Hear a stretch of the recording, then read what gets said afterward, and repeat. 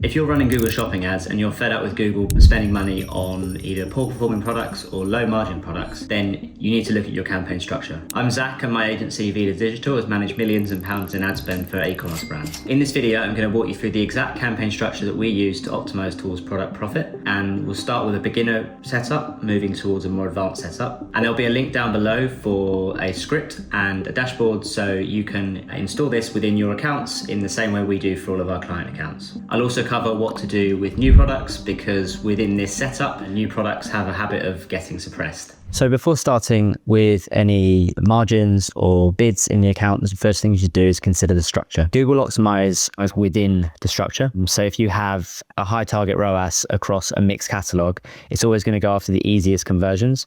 And that means Google is very good at pushing spend towards your winning products in terms of the most popular products and those that win in the auction, but they're not necessarily the most profitable products, which creates a problem in itself because you can have budget being spent on low margin products. And that also creates a second problem because all of this spend is being pushed towards your winning products. It means loads of products then get untouched and you have this sort of low data problem, which we see across pretty much every e-commerce account we work with, where 80% of the products just aren't getting spend. And one of the ways you fix that or ways you improve that is through structure. So the core of this strategy is to segment out your products using custom labels into different campaigns. So in this video, I'm going to walk you through a 3, a 4 and a 5 campaign setup, depending on how simple or advanced your specific situation is. So yeah, it's really important you get that structure right first, because Google will always optimize towards the products which convert most easily. And it's your job to give Google the cleanest signals possible and the best structure to push then towards the products that you want to push. And if you want to install this within your own account, there's a link down below to the script and the dashboard, so you can do so. And there's a video walkthrough there which talks you through how to install that into your own account. So the first structure, which I'd recommend starting with and is the most simple, is a high, low, zero data campaign structure. Now I'll talk you through what that means. So high campaign is going to be your top performing products. And those are the products which are either hitting or exceeding whatever your break-even ROAS target is. And that should we like to start that with at least 60% of your budget, which makes sense because those are your best performing products. Then we have a low campaign. And within that, I would put your products which are near your ROAS target, so within 20% of your ROAS target, products which are low data, so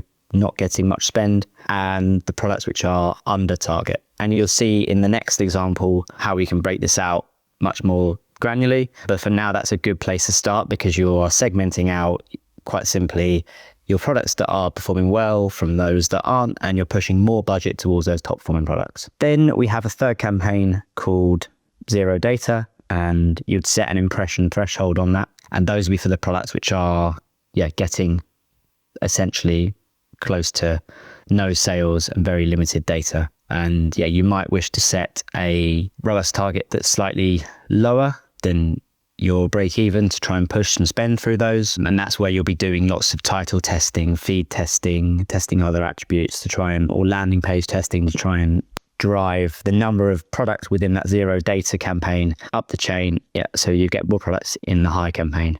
And in the dashboard, which is linked down below, we've got a way of tracking this over time. So you can start to track that each week, hopefully, if your feed optimization is going well and your other product optimization is going well, the number of products in that zero data campaign should be getting smaller and smaller. This structure also works quite well if you've got quite flat margins across your range, because you can set 3 ROAS targets across high, low and zero data. But if you're using performance max campaigns, you can't set more than those 3 ROAS targets. Of course, if you were to use Google Shopping campaigns, you could separate out high, low and zero data and have ad group targets based on margin, which is more advanced and might be necessary if you've got a really broad product range where you've got lots of differentiation in your margins. Then moving on to a slightly more granular structure, we have the 4 campaign structure. This one is very similar to the first one. The main difference is what we're doing is we are breaking out that second low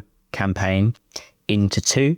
So we are now suppressing our products which perform under target, and we'd probably set a high ROAS target there. And again, we'd review that weekly, and we'd also limit our budget there. So you might only be spending, say, 5 or 10% of your budget there, and so that frees up so you can push that up towards your high and your test campaign. Because whilst 3 campaigns is a good start, you'll probably quickly realize that there are lots of low performing products in there which you want to limit spend on. Now onto the last structure, the 5 campaign structure. This is a really good structure to use when you've got a small handful of products driving large majority of your turnover, where you want to push a high portion of spend into that winning campaign, where those products actually can absorb maybe slightly lower than your break-even ROAS target because at a business level, because maybe they are good front-end products which have high LTV and they're high margin. So you want to push as much spend through those as possible. And then a second layer is breaking that out into core. So these are products which are consistently hitting target, but they're not hitting over target. Whereas the difference with the winners one is, say their break-even ROAS is 3, they might be consistently hitting a 4 or a 5. So you can afford to actually lower that target on those.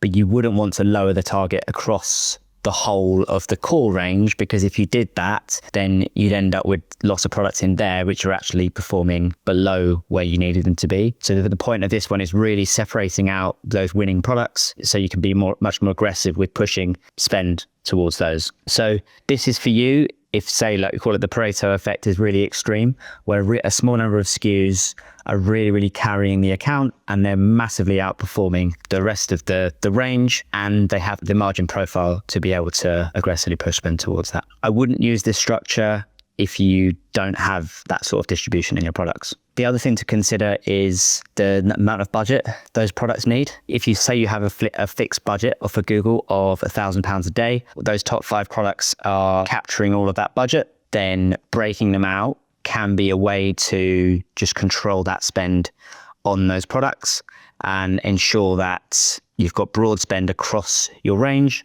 Or you can go the other way and you could be as aggressive as possible on those products, ensure they get maximum spend. But yeah, by breaking them out, you've still got control to ensure that your other products do get some spend and they're not completely left behind. And lastly, here's what to do with new products. So within this system, new products can have a habit of not getting enough spend because they would automatically they wouldn't fall into high or of your winners campaign because they haven't made that cut yet, or they haven't proven themselves, and that's where the majority of the budget lives. But actually with a new product, they could be potential winning products. So you kind of have to artificially treat them, and I would say like force fend to them for a time period.